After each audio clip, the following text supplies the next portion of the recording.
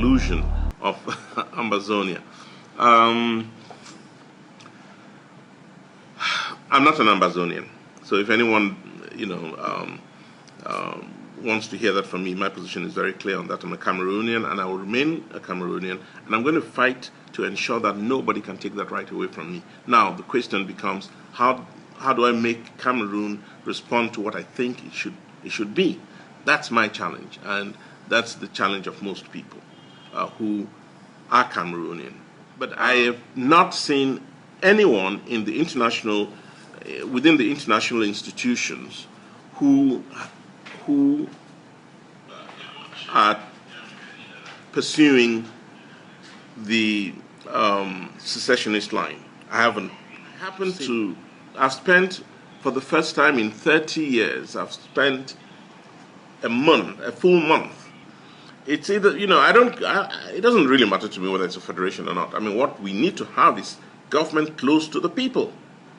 The guy in Cambe needs to know that he can wake up in the morning, go and touch and feel and hear what it is government has to say about his circumstances. Doesn't have to wait to hear from Yaoundé in a language he doesn't understand. Doesn't even have to wait to hear it from Bamenda. Or the guy in Dian doesn't need to wait to hear it from Boya. He needs it there, where he sits and sleeps. Government has to come closer to the people. I think,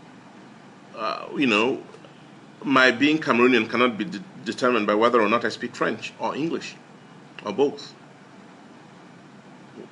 It has to be determined by what my roots are. And my roots go deep to a reality that became Cameroon. That's where those roots are. And that reality expands and happens to cover, a wide area that is inclusive today of French-speaking and English-speaking Cameroonians. I can't stop with what happened in 1916 or 1918. Can't stop there. Why? My grandparents are as much from Francophone Cameroon. My grandparents. That's very, not to talk of my deeper ancestry lines. My grandparents are from, half from Francophone Cameroon, or at least my grandmother, and my grandfather is from Anglophone Cameroon. Why should my roots stop there? I'd love for somebody to give me an answer to that. That's why I am not an Ambazonian, and I say it with absolute clarity. I know I'll be condemned for it by the Ambazonians. That is their problem. And I hope that in Ambazonia, there'll be the freedom, they'll allow people to express their views and stand by their views. And if they don't, then they should not even begin to hope that I can be a part of it. I have seen, I am Pan-Africanist, so I actually, I see an Africa where there are 22 countries that can never have an economy of value by standing alone. 22 African countries. The countries that attract the most investments are the Nigerias of Africa. Even France has invested more in Nigeria than in Francophone Africa. So when it comes to money and making money, it is populations, it's the size of the population that speaks. So in Africa today, it's Ethiopia, coming from absolute poverty, that's attracting all the investments, and it's Nigeria, and it's South Africa. And the others would only, and Kenya, and Egypt, and Morocco. These are the countries attracting investments because they have the population. And, let the ignorant people speak. Let them speak of Rwanda, which is an outlier. It's an exemplar, but not in building an economy. All Rwanda has done is taken the money it is given, and I underline that, and used it well. And used it, even though the evidence of what's happening within the Ambazonian groups does not point to that. What we are seeing is a lot of infighting, I don't know that it will be much different if Amazonia became a country. But let's even look at Amazonia and it becoming a country with 6, even 10 million in the next few years. That is still not enough to build the kind of economy that people are talking about. And this, in spite of its natural resources. So let's not hoodwink people into moving into another situation that they will, many will regret.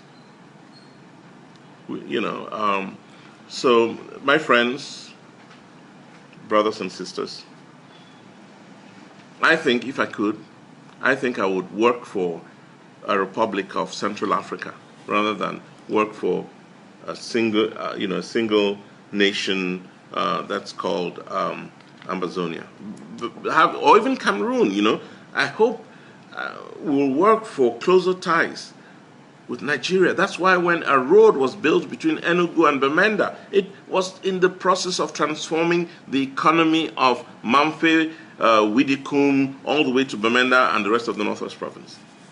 That road, those are the kinds of things we should be looking for. That's what transforms a country and the lives of its people. What are we seeing now? All of that has been destroyed. All of that has been destroyed. The poverty, the fear, the total absence of security in the Northwest and Southwest provinces are just killing our people. And nobody out there, don't talk to me about the sacrifices that have to be made. Don't talk to me about that. There are too many people suffering, and we need to stop it now, if we could. Let us fight those in government who are entertaining this war. And there are people who will not be in government if this war stopped. They will not become the wealthy people they want to become if this war stopped. That's who the enemy is. That's who we should be fighting to stop. And those who have persistently, and this is where we have to tip our hats down, to the Amazonian. We have to tip our hats off to the Amazonian, the heroes within this struggle. And there are heroes within the struggle. Those who have died. They should not have died for nothing. We should tip our hats off to them. We should honor them. We should erect statues in their honor. Because they've told the world and us what good governance ought to be, what fairness in society ought to be. If this country will be a better country and grow as a good country, or it will cease to exist, thanks to those Amazonian heroes. Southern Cameroon. Guys, look. I've been in the country long enough, for over a month now. And I happen, I'm seeing the statistics that tell me that over a million, actually, they think it's closer to 2 million, Anglophone Cameroonians are on the other side of the Mongo. Close to 2 million Anglophone Cameroonians are on the other side of the Mongo, living and,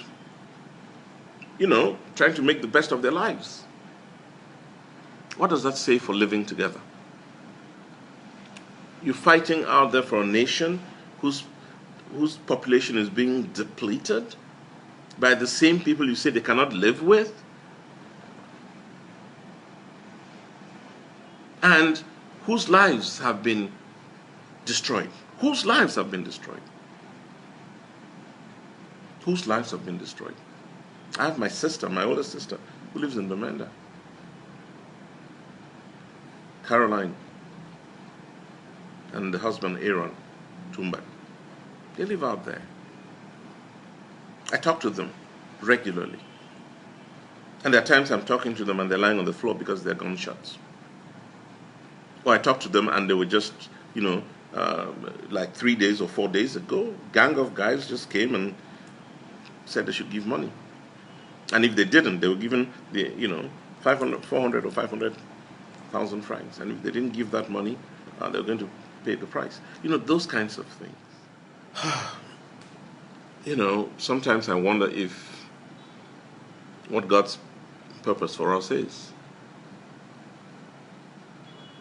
The level of ignorance in a lot of things we do just kills me.